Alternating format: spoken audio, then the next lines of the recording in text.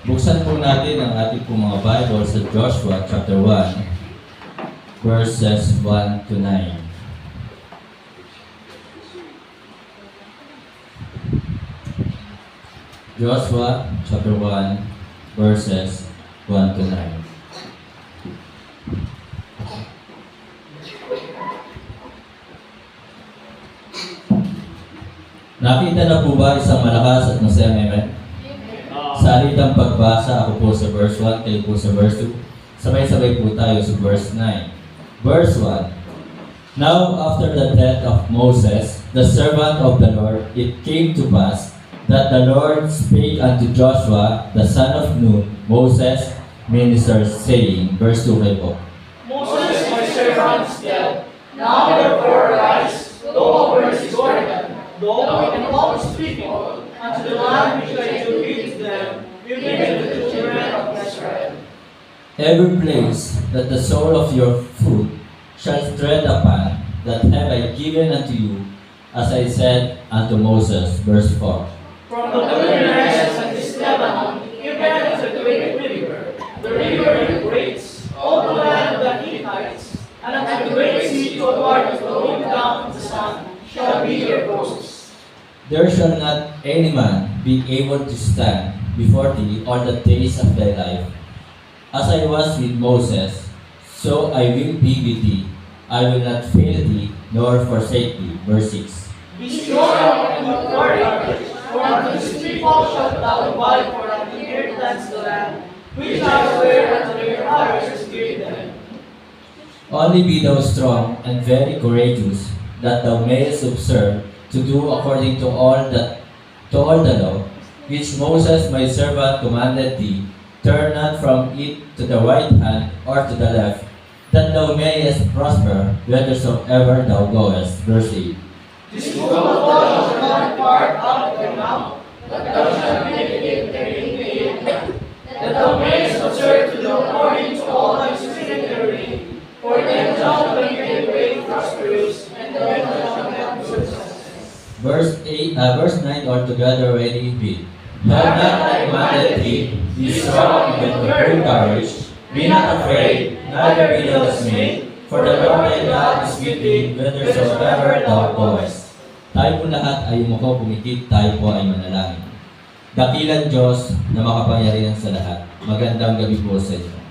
Muli kami po ay nagpupurit, nagpapasalamat, sapagkat ikaw ang aming Diyos na tapat. Dakila ang iyong pong pag-ibig sa amin. Salamat sa iyong pong kabutihan at katapatan. Sa gabing ito, kami po, aming Diyos, ay humihingi po sa iyo ng kapatawaran sa aming pong pagkukulang at mga kasalanang nagagawa laban sa iyo. Banal na Espiritu, patawad po. Salamat sa gabing ito na kami po ay muli nagkatipon-tipon upang manalangin, dumulog sa iyong mapagbiyayang trono. Salamat din po sa mga panalangin po namin na inyo pong pinagkaloob at sinagot. Salamat sa mga biyaya, patuloy na pag-iingat sa aming po mga buhay. Salamat na ikaw ang aming Diyos na tapat.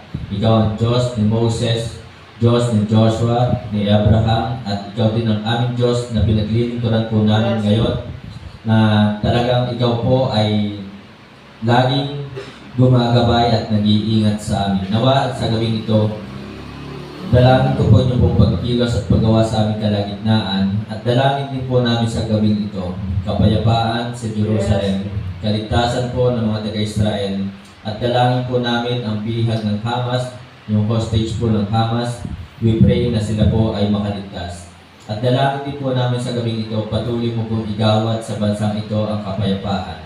Ilayo mo po ang bansang ito sa anumang gawa ng kaaway, at nawa po Panginoon, ang mga nanunungkulan po dito, we pray na samahan mo po sila at bigyan ng kalakasan, knowledge at wisdom, na sila po ay talagang maglingkod po ng buong puso at may katapatan. At dalangin po namin aming Diyos na kayo po siyang patuloy na mag-ingat din po sa kanila. Salamat sa mga kapatiran na nandito ngayon, at salamat din po sa mga kapatiran na nagpapatuloy. Aking binabalik po sa iyo, Ama, lahat ng papurit, pasasalamat.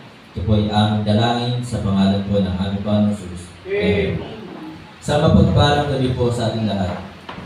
Mga kapatid, mga minamahal, dito po sa Joshua, ang ating pong Panginoon Jesus, sabi po ng chapter 5, verse 14-15. Tingnan po natin ang ating po mga Bible sa Joshua chapter 5, verse 14 and 15. And he said, Nay, but as captain of the host of the Lord am I now come. And Joshua fell on his face to the earth, and did worship, and said unto him, What saith my Lord unto his servant? Verse 15. And the captain of the Lord's host said unto Joshua, Loose thy shoe from off thy foot, for the place whereon thou standest is holy. And Joshua did so. Dito po sa Joshua, sa book of Joshua, ang ating pong Panginoon Jesus, ang kanyang pong pangalan dito, Captain of the Lord Host. Siya po yun. Captain of the Lord Host. At mga kapatid, mga minamahal, sa Bible character po, si Joshua po yung successful Bible character. Siya po yung talagang napakaraming napagtagumpayan. Si Joshua po, mga kapatid, mga minamahal, tinalo po niya ang 31 kings na talagang nagnanais na sumakop sa bansang Israel. Ganun po karami ang napagtagumpayan po ni Joshua, at makikita po natin yan sa Joshua chapter 12, verse 24. Tingnan niyo po ng po Bible, at ayan po ay beginning verse 7 to 24. So sabi po dito sa verse 24, shortcut na lang po natin, the king of Tirzah, yan po yung isa sa mga tinalo po ng bansang Israel sa pamumuno po ni Joshua. 1. All the kings 30 and 1. Yan po ang mga tinalo. So beginning verse 7 to 24, yan po yung mga pangalan ng hari na tinalo po ng bansang Israel sa pamumuno ni Joshua. Kaya talagang masasabi po natin si Joshua po yung successful na talagang pinakamatagumpay ng mga Bible character po dito sa Bible. So mga kapatid, mga minamahal, this evening po, ang ating po pag-aaralan ay pinamagatan po natin na in the battle to succeed. Tayo po lahat ay meron po tayong pakikipaglaban. Tayo po lahat ay meron po tayong spiritual warfare. At dito po si Joshua ay nakita nga po natin na siya po ay talagang siya ay itinalaga ng Diyos na kapalit ni Moses. Na siya ay itinalaga upang pangunahan ang bansang Israel. At sa kanyang pong pangunguna sa bansang Israel, sa kanyang pong pamumuno at pakikipaglaban, siya po ay masasabi natin na talagang siya po ay matagumpay at siya po ay nagtagumpay. So mayroon pong ilang mga bagay dito po sa book of Joshua upang tayo din po ay magtagumpay sa ating buhay. Mayroong ilang mga bagay dito sa book of Joshua upang tayo po ay magtagumpay sa ating laban. So mga kapatid, in the battle to succeed, una, sabi po ng verse 5, tingnan po natin ang Joshua chapter 5, verse 5. Sabi po dito, There shall not any man be able to stand before thee all the days of thy life. Ito po yung pangako ng Diyos kay Joshua. As I was with Moses, so I will be with thee. I will not fail thee nor forsake thee. So mga kapatid, mga minamahal, in the battle to succeed, we need to remember God's promises. Lagi po nating alalahanin ang mga pangako ng Diyos at alalahanin natin na Diyos ang nangako nito, Diyos na hindi kailanman makakapagsinungaling sa atin. So napakahalaga po na talagang alalahanin natin. Dito po sa mataas na kahoy, ako po ay tunay na nagpapasalamat sa ating Diyos, sa ating Panginoong Jesus, sa mga katagumpayan na pinagdaanan po natin dito sa mataas na kahoy. Na nag-celebrate po ng first mission anniversary noong year 2020 at salamat ipinagkaloob ng Diyos ang katagumpayan at talagang sinasabi nga po ng mga talata dito, na talaga sinabi po dito, I will not fail thee nor forsake thee. Tunay po yun. Ang mga pangakong ito, God will not forget us. Na talagang kailanman ay hindi po tayo kinalimutan ng ating Diyos. Kaya sana sa ating pong buhay, may problema man o wala, saan man tayo naroroon, saan man tayo mapunta, anumang oras, huwag din po natin kalimutan ang ating Diyos. Maaaring sa ating panahon ngayon, maraming tao na. Maraming tao, maraming Kristiyano ang nakakalimot sa ating Diyos. Tumatawag lamang sila kapag may problema. Tumatawag lang sila, nakakaalala lang sila sa Diyos kapag may pagsubok, kapag may pandemic, kapag pumuputok ang bulkan. Doon lamang nila naaalala ang ating Diyos, ang ating Panginoong Sus. Sana sa ating pong buhay, mga kapatid, mga minamahal, may problema man o wala, lagi nating alalahanin ng Diyos ang kanyang mga pangako. Meron namang mga Kristiyano or meron mga tao na kung kailan mayroong problema, kung kailan mayroong pagsubok, ay yun yung oras, yun yung araw na sila ay nakakalimot, or yun yung araw na talagang kinakalimutan nila ang ating Diyos. Na talagang dumating sa kanila ang pagsubok, abay, saka pa lumayo sa Diyos. Tandaan po natin ang mga talata na sinasabi ng John 15 verse 5, na sinasabi po doon, I am the vine, ye are the branches, he that abideth in me, and I in him, the same bringeth forth much fruit, for without me, ye can do nothing. So sinasabi po ng ating Panginoon Jesus na kung wala siya, wala tayong magagawa. Kaya may problema man o wala, let us always remember God's promises. God will not forget us. Kailanman hindi tayo kinalimutan ng ating Diyos. Kaya ito po yung nais ng Diyos sa atin, na habang nandito tayo sa mundong ito, habang nandito tayo sa ministry, lagi natin siyang alalahanin. Huwag natin kalimutan ang maglingkod sa ating Diyos. Huwag natin kalimutan na basahin lagi ang kanyang salita. Huwag natin kalimutan na tayo ay laging manalangin. Huwag natin kalimutan ang gumawa ng mabuti, mag-akin ng kaluluwa. So marami po mga Kristiyano ngayon kinakalimutan ang mga utos ng Diyos. Kinakalimutan ang kalooban ng Diyos. So hindi po tayo kailanman kinalimutan. At kaya nga po, sabi pa ng mga talata sa Hebrews chapter 6, tingnan po natin ang ating pong Bible sa Hebrews chapter 6 verse 10. Napakaganda po nito. Sabi po dito, God is not unrighteous to forget, di ba? For God is not unrighteous to forget your work. Na pagdating natin sa langit, kahit anong dami natin mga kapatid, mga minamahal, kilala na tayo. Tandaan niyo po yan. Kilala na tayo, hindi na tayo kinalimutan. At alam ng Diyos ang ating pagpapagal, alam ng Diyos ang ating mga ginagawa, ang ating paglilingkod. So kailanman hindi po ito kalilimutan ng Diyos. So God is not unrighteous to forget your work and labor of love, which ye have showed towards His name, and that ye have ministered to the saints and do minister. Kaya mga kapatid, mga minamahal, in the battle to succeed, remember God's promises. So ito po ay nagbibigay sa atin ng kalakasan, ng courage. Kaya nga po sa buhay po ni Joshua, talagang ito po kanya pong inaalala. Hindi po niya kinalimutan ng mga pangakong ito. Ito ang nagbigay kay Joshua ng courage upang siya po ay makapagpatuloy, upang mapagtagumpayan niya ang mga battle na kanyang hinarap. So mga kapatid, pangalawa, God will not fail us. Ito po yung pangako ng ating Diyos. Sabi po dito sa verse 5 pa rin, I will not fail thee. Kailanman hindi tayo binigo. Kaya talagang sabi ng mga talata sa Psalms 37 verse 25, I have been young and now I am old, yet have I not seen the righteous forsaken, nor his seed begging bread. So, tunay ang mga salita ng Diyos. Hindi po tayo binigo ng Diyos.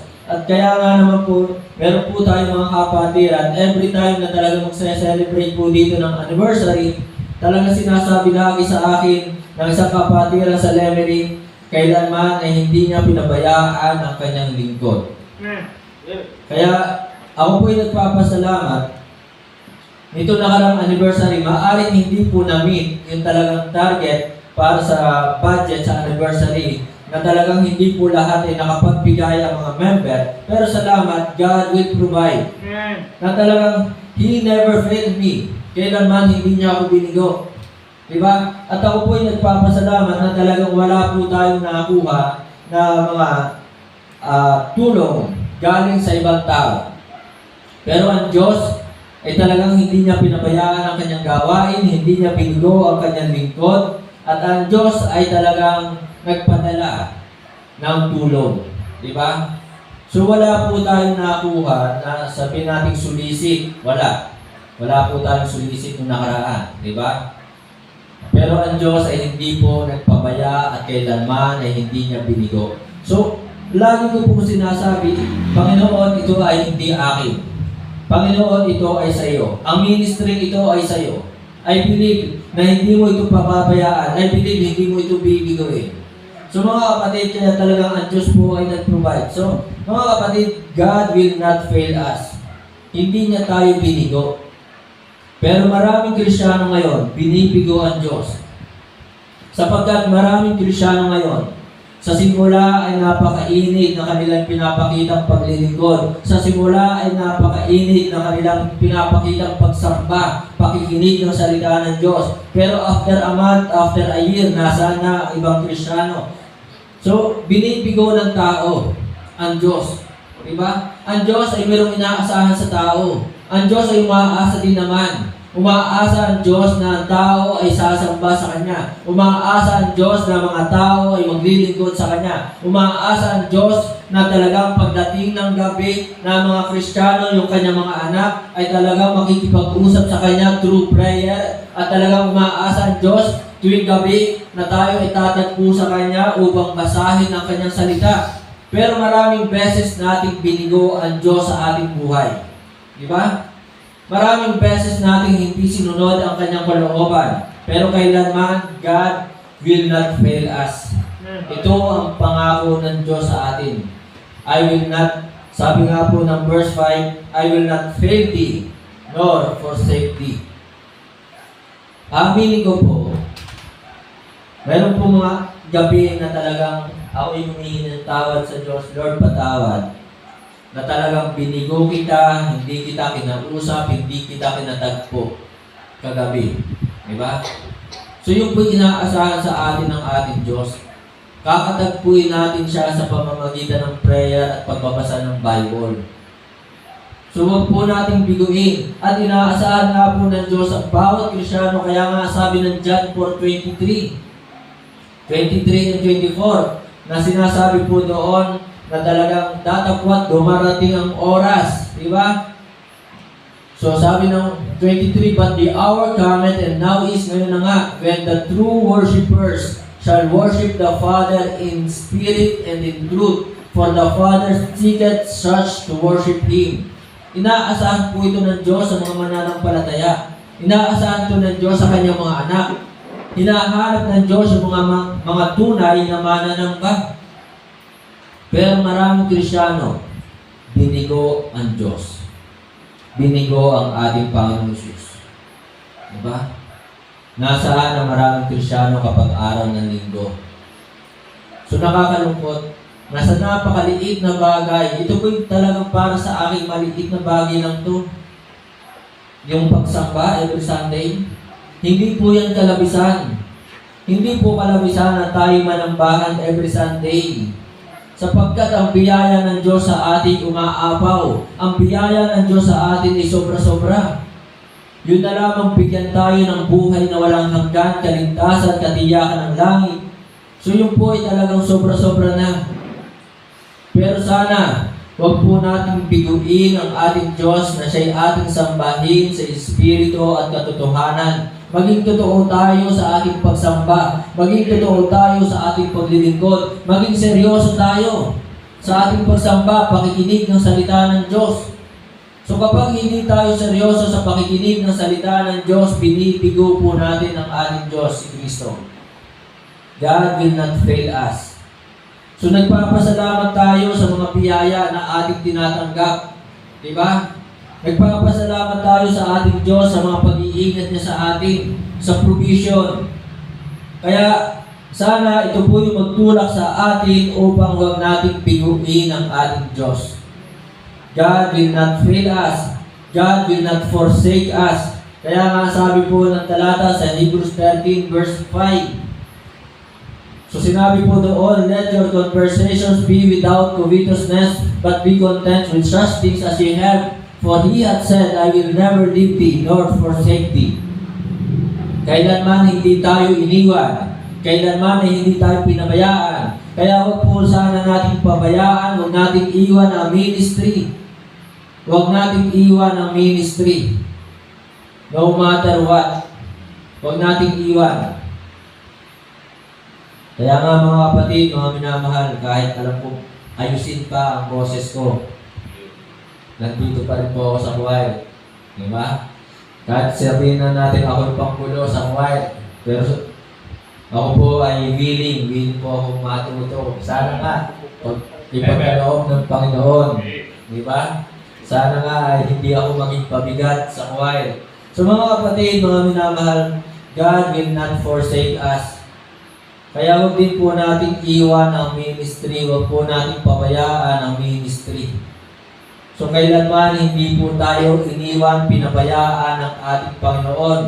Maaaring may mga pagsubok, pero nandun pa rin po ang Diyos kasama natin. I will never leave thee nor forsake thee. Romans chapter 8 verse 31, what shall we then say to these things? If God be for us, who can be against us? So mga kapatid, remember God's promises for us to succeed. Kailangan nating panghawakan ang mga pangako ng Diyos. At ang mga pangakong ito ay atin laging titingnan na ito'y naging totoo sa buhay ni Joshua. At ang mga pangakong ito ay naging totoo sa buhay din po ni Apostol Pablo. So kung titingnan po natin ang mga talata tingnan po natin 2 Timothy chapter 4. Tingnan nga po natin. 2 Timothy chapter 4 verse 6.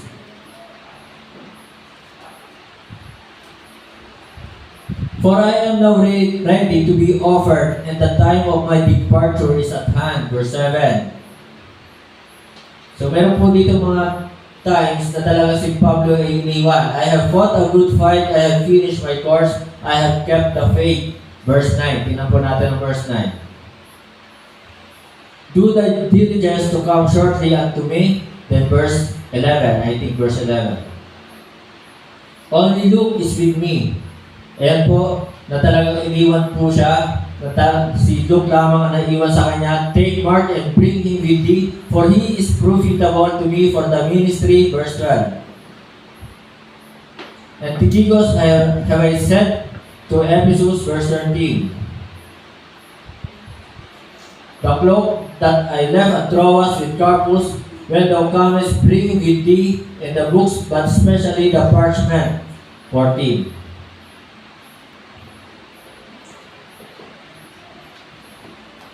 So sa buhay po ni Pablo, ginawan po siya ng masama ni Alexander, the coppersmith. At may talata po dyan sa Bible, tingnan po natin, verse 17, last verse. Kung di ako nagkakamali, ito na po.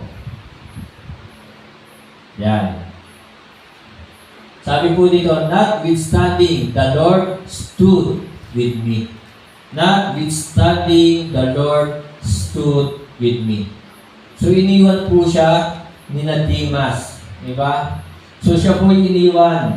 Pero ganun pa man, sinasabi nga po dito ni Pablo, notwithstanding, the Lord stood with me and strengthened me. Kailanman po mga kapatid, mga minamahal, hindi po tayo iniwan. Hindi tayo pinabayaan ng ating Panginoon Jesus. Pinatunayan po ito ng Diyos kina Joshua, pinatunayan din ito ng Diyos kina Pablo, kina Apostol John. Kaya nga naman sabi po dito, and strengthen me, that by me the preaching might be fully known, and that all the Gentiles might hear, and I was delivered out of the mouth of the lion. So hindi lamang po si Prophet Daniel ang iningatan ng Panginoon mula sa bibig ng mga leon, maging ganun din po si Pablo. So mga kapatid, nakakatakot, di ba? Na ikaw ay ihagis, itapon sa yungib ng mga leon. Pero si Pablo, sina Prophet Daniel, alam nila, kasama nila ang Panginoon.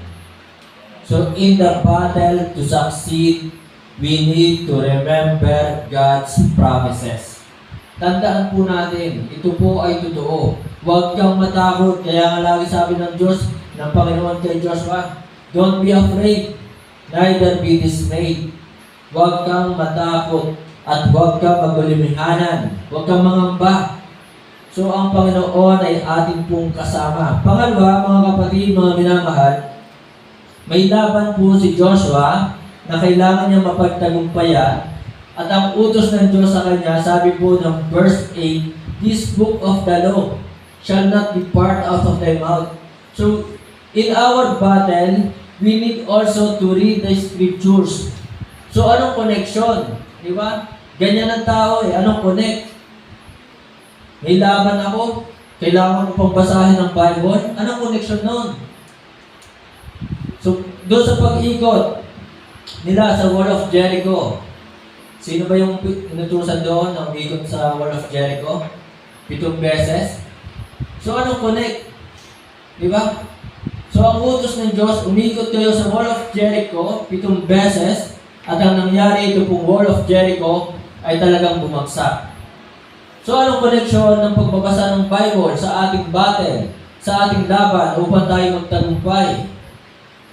So, mayroon po tayong laban, katulad po ni Joshua, ito po yung utos sa kanya. Kung nais mo magtagumpay sa buhay mo, sa buhay natin, this book of the law shall not depart out of thy mouth, but thou shalt meditate therein day and night, that thou mayest observe to do according to all that is written therein, for then thou shalt make thy way prosperous, and then thou shalt have good success. Wala nang reklamo ka. Diba? Obey first before you complain. So, ito ang utos ng Diyos. Kung nais ng bawat isa magtagumpay sa kanyang buhay, obey first before you complain. Kung maaari nga, don't complain eh. Huwag ka na magreklamo. Diba? Huwag na magreklamo. Ito yung utos. Read the scriptures. Basahin. Sapagkat kung hindi natin babasahin ang Bible, hindi natin masusunod ang mga utos ng Diyos. Hindi natin malalaman ang kanyang kalooban. At kapag hindi natin nalaman at hindi natin sinunod ang kanyang kalooban, hindi tayo bibigyan ng Diyos ng magandang katagumpayan, ng good success. Kaya mga kapatid, mga minamahal, huwag nang magreklamo. Huwag natin sasabihin boring. Di ba?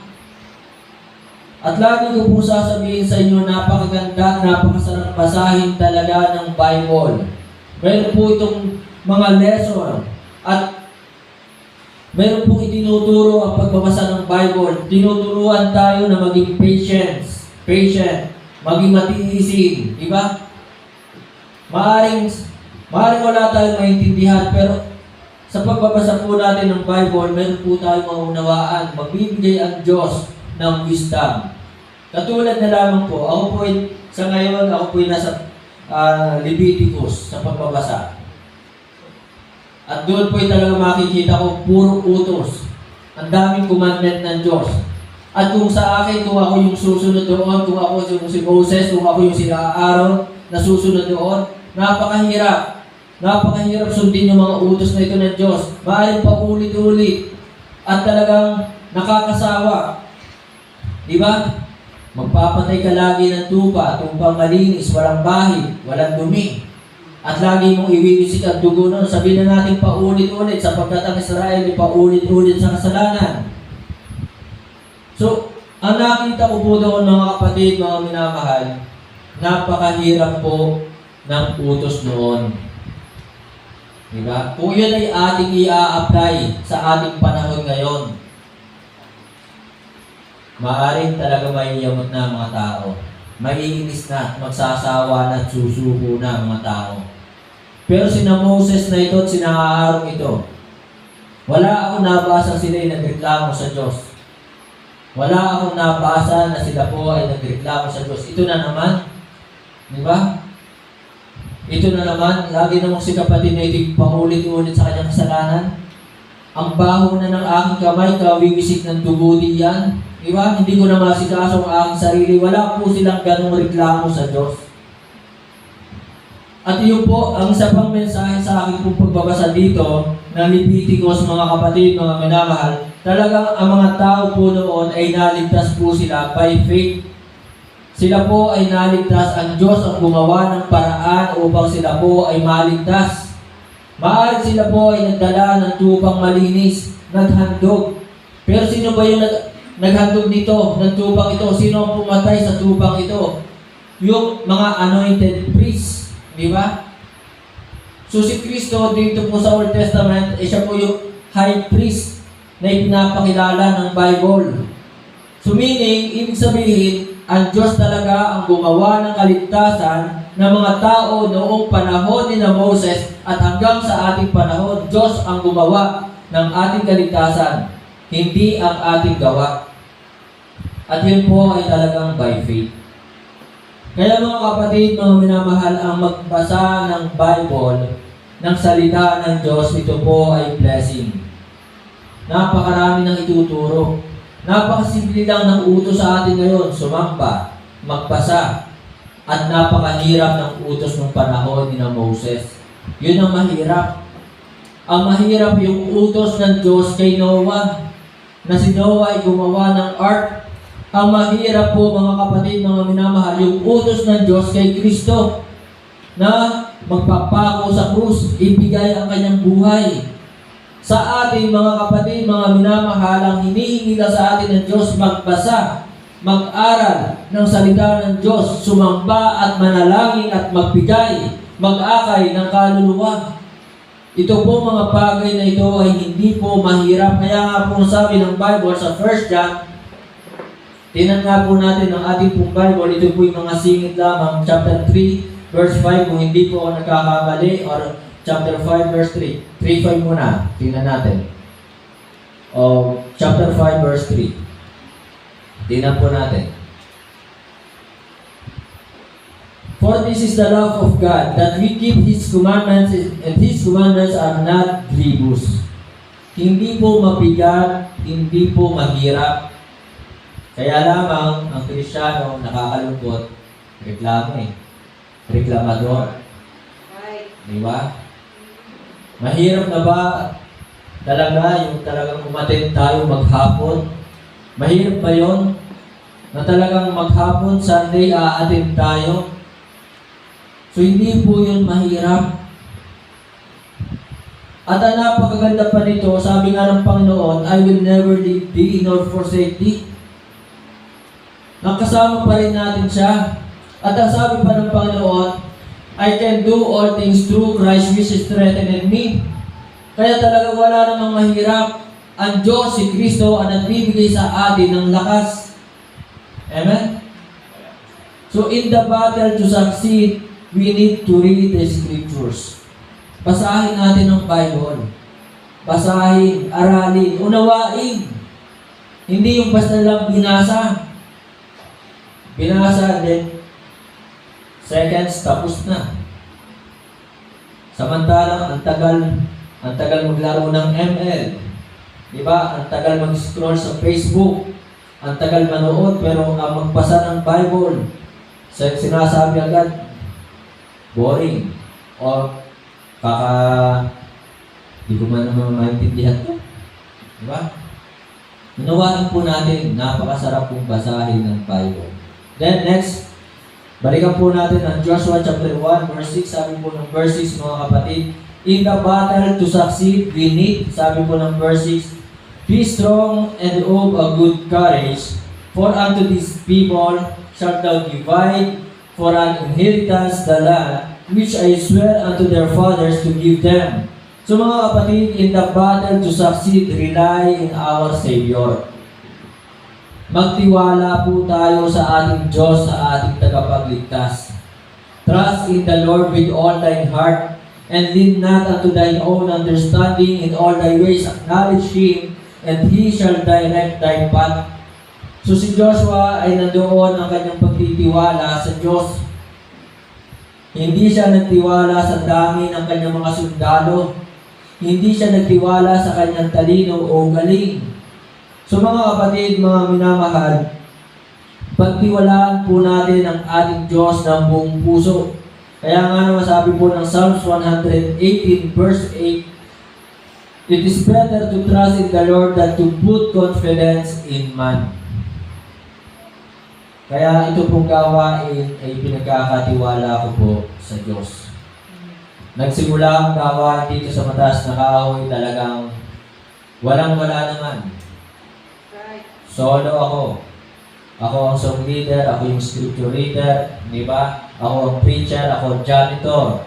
Ako lahat. Dinanas ko po yan. Na talagang ako po yung maglilinis every Sunday. So mga kapatid, ganun pa man, God will provide. Salamat, nandyan po sina Ate Ruth, sina Brother Luis. Salamat, nandyan din ang ibang mga kapatiran. Di ba?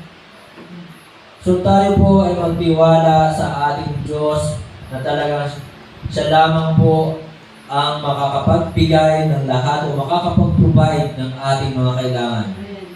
This battle, sabi nga, sa Exodus 14:14 pa yun, tingnan nga natin. Exodus. Sabi po ng Exodus 14:14, the Lord shall fight for you and ye shall hold your peace. So this battle is not ours. Ang labang ito ay hindi atin. Ang Diyos ang makikipaglaban para sa atin. Kaya mga kapatid, mga minamahal, in the battle to succeed, rely in our Savior. Magtiwala po tayo sa ating Diyos, sa ating Panginoong Jesus, sa ating tagapagligtas. And then, last mga kapatid, mga minamahal, ang sabi po ng verse 18 ng Joshua chapter 1, verse 18, whosoever he be that rebel against thy commandment, and will not hearken unto thy words, and all that thou commandest him, he shall be put to death. Only be strong and of a good courage. Mga kapatid, mga minamahal, in the battle to succeed, be ready for submission. Maging handa tayo na magpasakop sumunod. A good leader is a good follower. Yun po yun. Kung gusto nyo po maging leader, gusto nyo po magtagumpay, you should be a good follower. Maging tagasunod po tayo. Ako po, kahit ako po yung pastor na sinasabi ko po sa inyo, ako po ay sumusunod pa rin kay Pastor Sosa. Kapag meron siya mga nais ipagawa sa akin, meron siyang gusto pag-uutos sa akin, ako po ay nakikinig pa rin sa kanya at sumusunod po ako sa kanya. For you to become a good leader, you need to become a good follower. Maging mabuting tagasunod po tayo. So mga kapatid, ito po yung buhay natin sa mundong ito. Hindi natin alam ang lahat ng mga bagay sa mundo. Marami pa tayong dapat matutunan. Kaya nga unang-una ay yung dapat nating matutunan ay ang magpasakop, sumunod. Katulad ng ating Panginoong Jesus. Kaya nga po sabi ng Hebrews chapter 10 verse 7, ang ating Panginoong Jesus, siya ay talagang anak ng Diyos, di ba?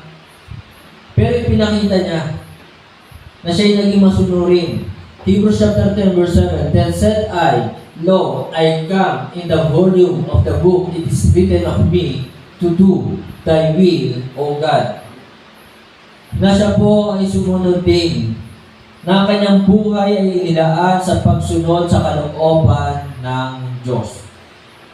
Kaya nga sabi pa ng mga talata sa Philippians chapter 2 verse 8, and being found in fashion as a man, he humbled himself and became obedient unto death, even the death of the cross. Ang tanong sa inyo this evening, handa ba kayo? Willing ba kayong sumunod hanggang kamatayan? So si Kristo po ang ating mabuting halimbawa, magandang halimbawa sa pagsunod. Makikita natin kay Kristo, siya'y anak ng Diyos pero walang reklamo. No complaint. Hindi niya sinabing mahirap naman to. Pwede bang iba na lang ang gumawa nito? So mga kapatid, be ready for submission. Maging handa tayo sa pagpapasakop, sa pagsunod, at iwasan talaga ang murmurings. Do all things without disputing and murmurings. Maraming Kristyano sumusunod, pero bago sumunod, ang hirap mong pasunurin. Para sa tahanan, di ba? sa tahanan bago sumunod ang isang anak na kailan tawag na magulang. Pero sa school, ang bibilis sumunod sa school, pag inutusan ng kanilang teacher, sunod agad sila. Bakit? May grades. So dapat sa tahanan ng mga anak maging masunurin din agad. Kasi ang magulang ang nagbibigay ng baon, ang magulang ang naglalaba, ang magulang ang nagluluto, ang magulang ang namamalansya.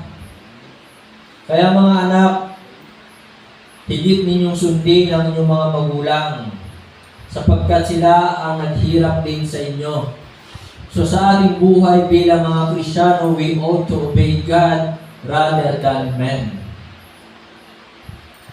Sundin po natin ang mga kalooban ng Diyos for us to succeed. In the battle to succeed, be ready for submission. Tayo po natin tuloy.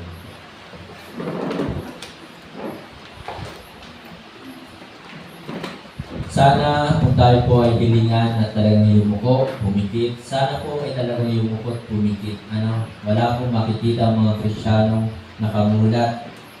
Ako po ay nalulungkot kasi minsan nung po nag-pray, hinilingan mag-pray, meron po nakita nakamulat. So tayo po ay ilagay po natin ang ating pong sarili sa presensya ng Diyos. Sige po, tayo po yumuko at pumikit, tayo po manalangin. Ama namin Diyos sa langit, muli kami po ay nagpupurit ng papasalamat na kami po sa aming pong pang-araw-araw na pamumuhay sa mundong ito. Nandoon ang inyong pong gabay sa amin. Nandoon po ang inyong pong pag-iingan sa amin. Nandoon na kami po binibigyan mo po ng lakas upang mapaglabanan at mapagtagumpayan ang mga pagsubok, mga problema na dumarating po sa amin. Salamat na kami po ibinibigyan mo po ng knowledge at wisdom. Sa gabing ito, aking pong dalangin, aming Diyos, ang patuloy na pag-iingat mo po sa bansang Israel. Salamat na kahit meron po mga kaguluhan po doon, hindi po naapektuhan ang marami pang mga taga-Israel at ang iba pa po mga kasamahan po namin na mga Pilipino na nandoon, na sila po ay maaring sila din po nakakaramdam ng takot, ganun pa man, hindi po sila na ng anumang gawa ng kaaway. Salamat na sila po yung po iniingatan. Sa gabing ito, dalangin ko po aming Diyos, ang mga inilapit po ng mga kapatiran, umaasa po kami na nananampalataya, na ito po inyo po titingin at ipagkakalob sa kanila. At dalangin ko rin po aming Diyos sa gabing ito, ang kagalingan po ng mga kapatiran po namin na mayroon po mga karamdaman. Pastor Melo Maliwat, Pastor Sosa, Brother Jason Buenape, Brother Abel Disagon, ipuin mo po sila man na inyo po makapangyarihan kamay. Dalangin po namin na kanila po kagalingan. At sa gabing ito, idalangin ko rin po aming Diyos, Brother Robert Karurukan. We pray na siya po ay makapasa sa kanya po medical exam at makapagtrabaho na po siya muli sa barko. At dalangin ko po patuloy mo po ingatan si Brother Robert at ang kanyang pong pamilya. Salamat po na sila po ay patuloy na nagpapagamit sa inyong pong gawain, na sila po ay patuloy na naglilingkod. Gamitin mo pong patuloy ang aming pong mga buhay, ang buhay na inyong pong pinahirap sa amin, sa inyong pong kapurihan, kalulhatian, karangalan. Patuloy mo po kami samahan na aming Diyos sa aming pong paglilingkod. Salamat po. Ito po yung aking samag dalangin, hinihingi namin pa sa salamat. Sa pangalan po ng aming Panginoon Jesus. Amen.